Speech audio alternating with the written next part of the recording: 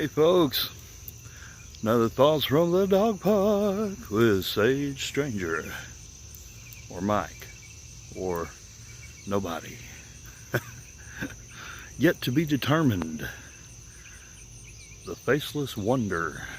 Hey, actually you're seeing my face, so I can't be faceless, can I? The Weird-Faced Wonder. That'll work. Anyway, stand here for as long as I can on the back side of the dog park because it's the only shady spot I could find. And it is hot. There's a mockingbird.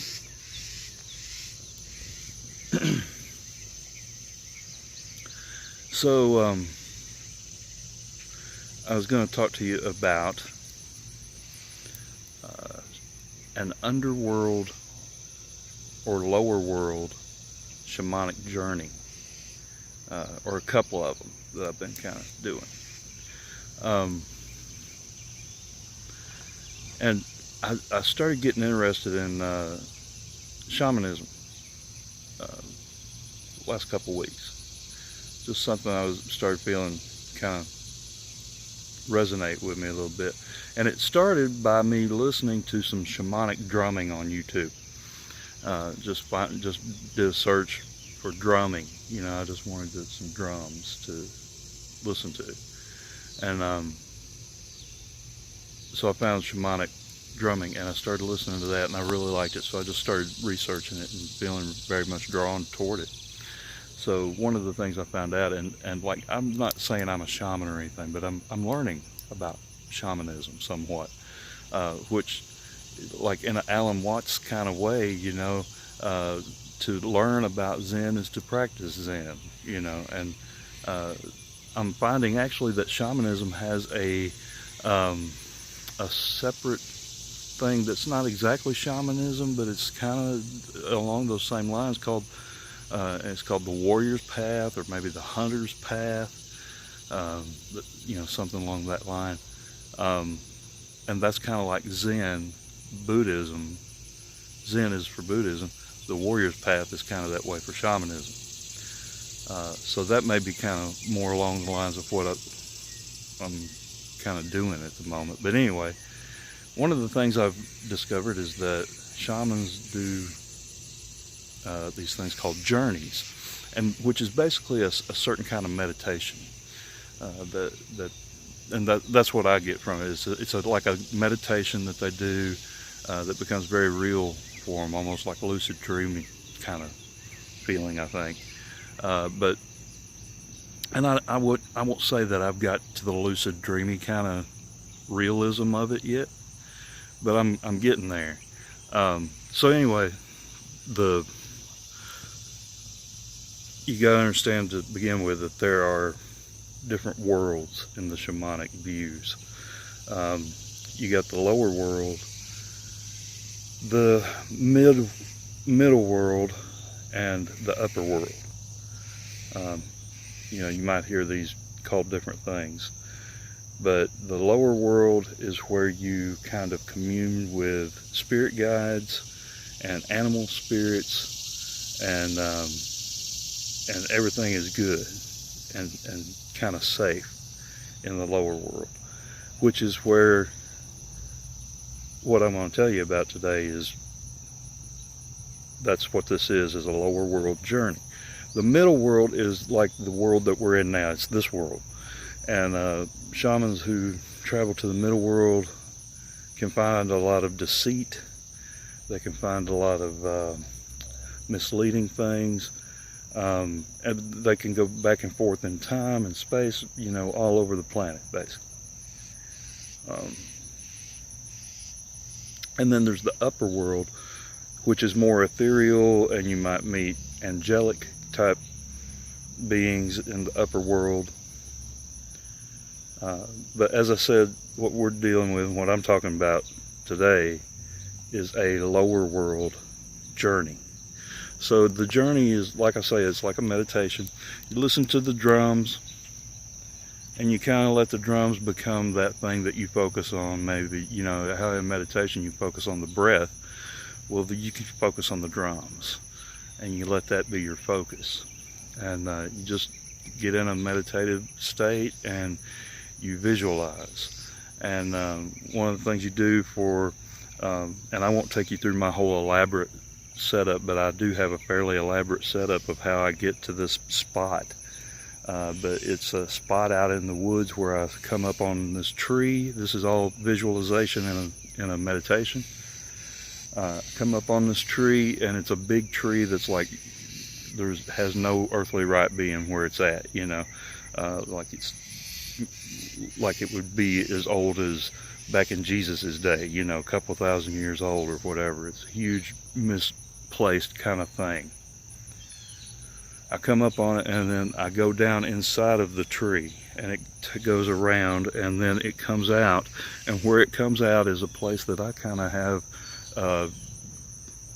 set aside to be this place.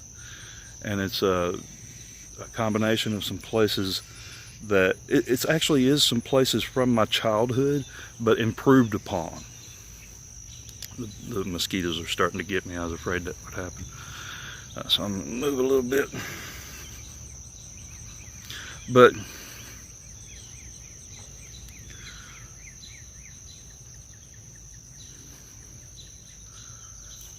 so once I get to this place, it's a pond, and there's a bench, and I usually sit on the bench.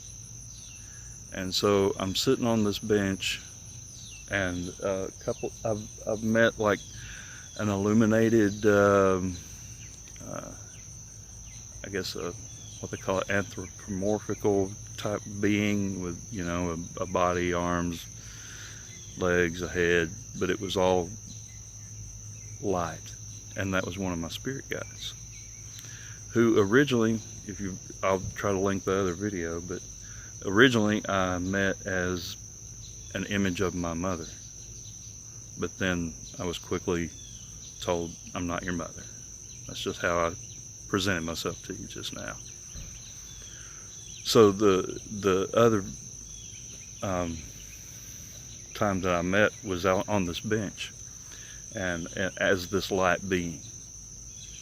And the other things I've encountered there are spirit guides. I think actually one is the hawk spirit, which I see as a guardian, protector type spirit of mine.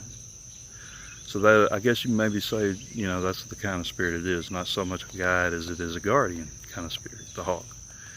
And then I have some totem animals, I think, that show up, the otter and the wolf, and they show up.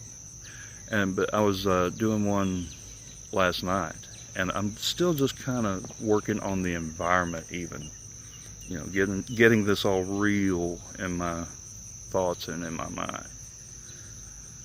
But I had like all the different little other animals that would be around that pond show up, like the grasshopper showed up. I was like, oh hey, yeah, grasshoppers. And I just noticed they're there. Hey, there's grasshoppers. Yeah, I remember grasshoppers. And frogs. There were frogs showed up. And turtles showed up. So now I've got a hawk, I've got a wolf, I've got an otter, I've got frogs, I've got grasshoppers, I've got turtles. All in this place with me.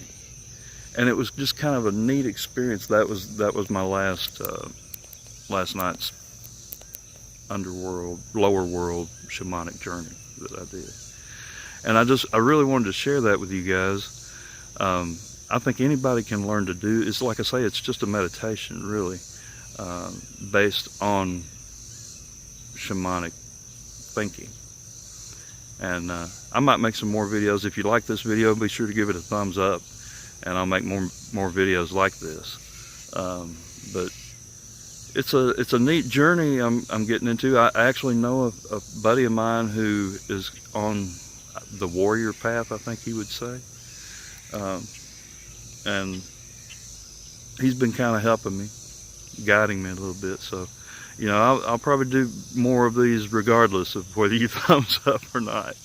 That's kind of the way I do. But I do hope you enjoyed it. And also, please be sure to check the links in the description. I've got a Facebook page where I offer tarot readings. I'm starting to do Nordic rune readings also. And I do Reiki distance treatments. So all that's available in the links below. So be sure to check those out. Thanks a lot. Catch you again later. Bye. Peace.